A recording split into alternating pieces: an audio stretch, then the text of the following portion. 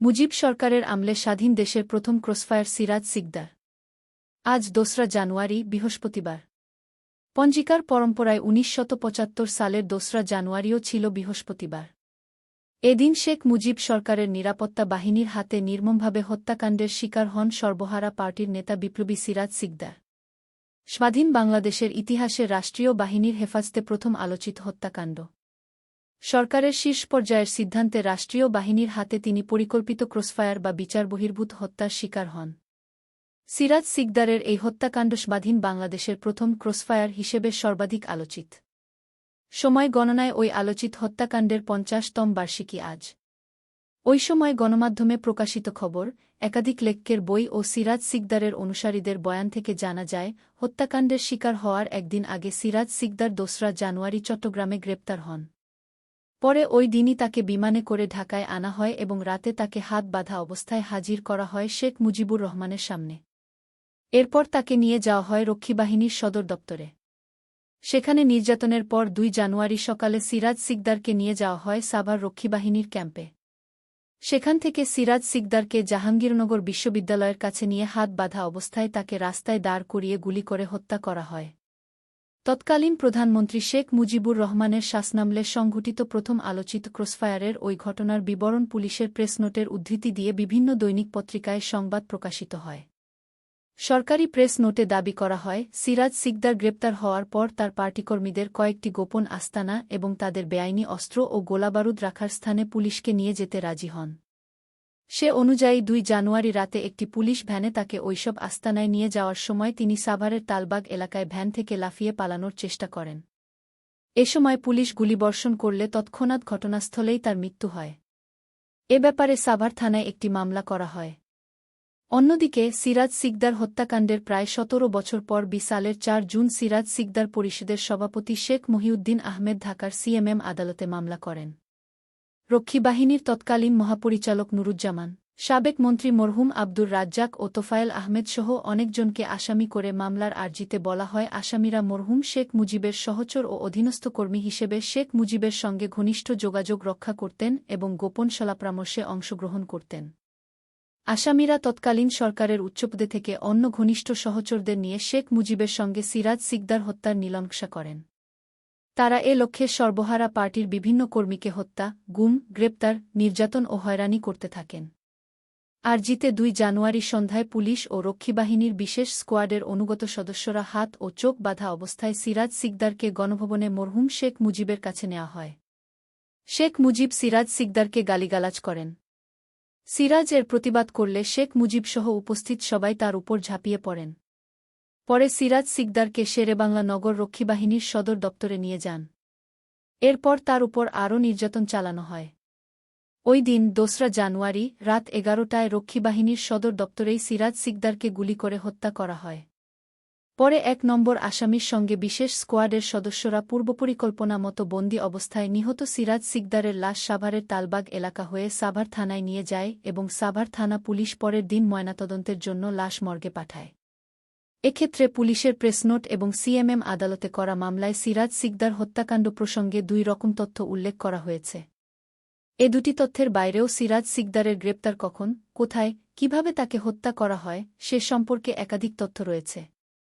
Anthony Mascarenhas তার বাংলাদেশ, রক্তের Lin গ্রন্থে লিখেছেন, সিরাজ সিকদার ১৯৭৪ খ্রিস্টাব্দে ডিসেম্বরের শেষ দিকে চট্টগ্রামের কাছাকাছি এক এলাকা, টেকনাফ, থেকে পুলিশ কর্তৃক গ্রেপ্তার হন। সিরাজের ছোট বোন ভাস্কর শামীম সিকদার তার ভাইয়ের মৃত্যুর জন্য শেখ মুজিবকে দায়ী করেছিলেন। সিরাজ সিকদারের ছোট বোন শামীম সিকদারের স্বামী জাকারিয়া চৌধুরীর মতে, সিরাজ সিকদারকে হাতকড়া লাগিয়ে চোখ বাঁধা অবস্থায় ঢাকার রমনা রেসকোর্সের পুলিশ কন্ট্রোল রুমে নিয়ে আসা হয়।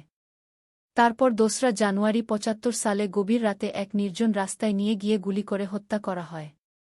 বাংলাপিডিয়াসহ অন্য একাধিক সূত্র মতে, রক্ষীবাহিনীর সদর দপ্তর থেকে সাভার অবস্থিত রক্ষীবাহিনীর ক্যাম্পে যাওয়ার পথে আইনশৃঙ্খলা রক্ষাকারী বাহিনীর সদস্যরা তাকে হত্যা করে। আলোচিত ওই হত্যাকাণ্ডে ৩ সপ্তাহের মাথায় বাংলাদেশের রাজনীতিতে কালো শাসন বাকশাল ব্যবস্থা চালুর দিন ১৯৭৫ সালের ২৫শে জানুয়ারি সংসদে প্রধানমন্ত্রী হিসেবে শেষ ভাষণের দিন শেখ মুজিবুর রহমান সিরাজ সিকদারকে নিয়ে মন্তব্য করেন। তিনি দম্ভের সঙ্গে বলেছিলেন, কোথায় আজ সেই সিরাজ সিকদার? আমরা জানি সে আজ কোথায়। এভাবেই শেখ মুজিবুর রহমান বিনা বিচারে সিরাজ সিকদারের হত্যাকে কৃতিত্ব হিসেবে জাহির করেছিলেন। মুজিব সরকারের আমলে ক্রসফায়ারে সিরাজ সিকদারকে বিচার বহির্ভূতভাবে হত্যা এবং তাকে নিয়ে সরকার প্রধানের ওই উক্তি দেশের রাজনীতিতে নানা সমালোচনা ও বিরূপ প্রতিক্রিয়ার জন্ম দেয়। দেশবরেণ্য বুদ্ধিজীবী, রাজনীতিক ও সাংবাদিকরা তাদের লেখায় সিরাজ সিকদার হত্যাকাণ্ডকে শেখ মুজিবুর রহমানের একটি অমার্জনীয় অপরাধ হিসেবে অভিহিত করেন। প্রয়াত বুদ্ধিজীবী ড. আহমদ শরীফ বিপ্লবী বীর সিরাজ সিকদার প্রসঙ্গে শিরোনামে এক লেখায় বলেন, সিরাজ সিকদার আজ আর কোনো ব্যক্তির নাম নয়। সিরাজ সিকদার একটি সংকল্পের, একটি সংগ্রামের, একটি আদর্শের, একটি লক্ষ্যের ও একটি ইতিহাসের অধ্যায়ের নাম। এ মানবতাবাদী সাম্যবাদী নেতাকে হাতে পেয়ে যেদিন প্রচণ্ড প্রতাপশঙ্কিত সরকার বিনা বিচারে খুন করল, সেদিন ভীতসন্ত্রস্ত আমরা তার জন্য প্রকাশ্যে আহা শব্দটি উচ্চারণ করতেও সাহস পাইনি। সেই গ্লানিবোধ এখনও কাটার মতো বুকে বিঁধে। আইনশৃঙ্খলা বাহিনীর হেফাজতে সিরাজ সিকদারের হত্যা প্রসঙ্গে জানতে চাইলে লেখক গবেষক মহিউদ্দিন আহমদ আমার দেশকে বলেন, এতে কোনো সন্দেহ নেই যে সিরাজ সিকদারের হত্যাকাণ্ডটি বিচার বহির্ভূত। তবে এটা স্বাধীন বাংলাদেশের প্রথম বিচার বহির্ভূত হত্যাকাণ্ড বা ক্রসফায়ার নয়। বলতে পারেন প্রথম আলোচিত ক্রসফায়ার। কারণ ৭২-৭৪ সময়কালে আইনশৃঙ্খলা বাহিনী বিশেষ করে রক্ষী বাহিনীর হাতে অসংখ্য হত্যাকাণ্ডের ঘটনা ঘটেছে। সিরাজ সিকদার যেহেতু আলোচিত ছিলেন, যার কারণে ওই বিষয়টি বেশি আলোচিত ও প্রচারিত হয়েছে। আমরা যদি ওটাকে প্রথম ক্রসফায়ার বলি, তাহলে রক্ষীবাহিনী এর আগে ৩ বছর যেসব হত্যাযজ্ঞ চালিয়েছে সেটাকে ক্লিনশিট দেওয়া হবে। সিরাজ সিকদারকে নিয়ে শেখ মুজিবের সংসদে দেওয়া বক্তব্য ভিন্নভাবে ব্যাখ্যা করতে চান গবেষক মহিউদ্দিন। তিনি বলেন, ওই বক্তব্য তিনি দুর্নীতি ও অনিয়মে নিমজ্জিত তার সরকার ও দলের নেতাদের সতর্ক করার জন্য দিয়েছিলেন। কে ছিলেন সিরাজ সিকদার? মেধাবী আর বুদ্ধিদীপ্ত সিরাজ সিকদার খুবই তরুণ বয়সে একটি শোষণ ও বৈষম্যহীন সমাজের স্বপ্ন দেখতেন। ৭০ সালেই তিনি পাকিস্তানের বিরুদ্ধে গেরিলা যুদ্ধ শুরু করেন। ৭১ সালে স্বাধীনতা যুদ্ধ শুরু হলে তিনি গঠন করেন পূর্ব বাংলা সর্বহারা পার্টি। বরিশালের বর্তমান ঝালকাঠির পেয়ারা বাগানে ঘাঁটি গঠন করে সেটিকে মুক্ত অঞ্চল ঘোষণা করেন। যুদ্ধের শেষ পর্যায়ে সিরাজ সিকদার একই সঙ্গে যুদ্ধ ঘোষণা করেন পাকিস্তান আর্মি, ভারতীয় আর্মি এবং মুজিব বাহিনীসহ আওয়ামী লীগের সব সশস্ত্র বাহিনীর বিরুদ্ধে। দেশ স্বাধীনের পর তিনি বাংলাদেশকে ভারতের কলোনি হিসেবে আখ্যায়িত করেন। শেখ মুজিবুর রহমানের সরকারকে ভারতপন্থী গণবিরোধী শক্তি হিসেবে অভিহিত করেন। শুরু করেন শেখ মুজিব সরকারের বিরুদ্ধে নতুন গেরিলা যুদ্ধ। বিভিন্ন এলাকায় আইনশৃঙ্খলা বাহিনীর উপর আকস্মিক হামলা শুরু করে তার বাহিনী। একজন তরুণ বিপ্লবীকে শেখ মুজিবুর রহমান বিচারের মুখোমুখি দাঁড় করাতে ভয় পান এবং ঠান্ডা মাথায় নাটক সাজিয়ে হত্যার পথ বেছে নেন।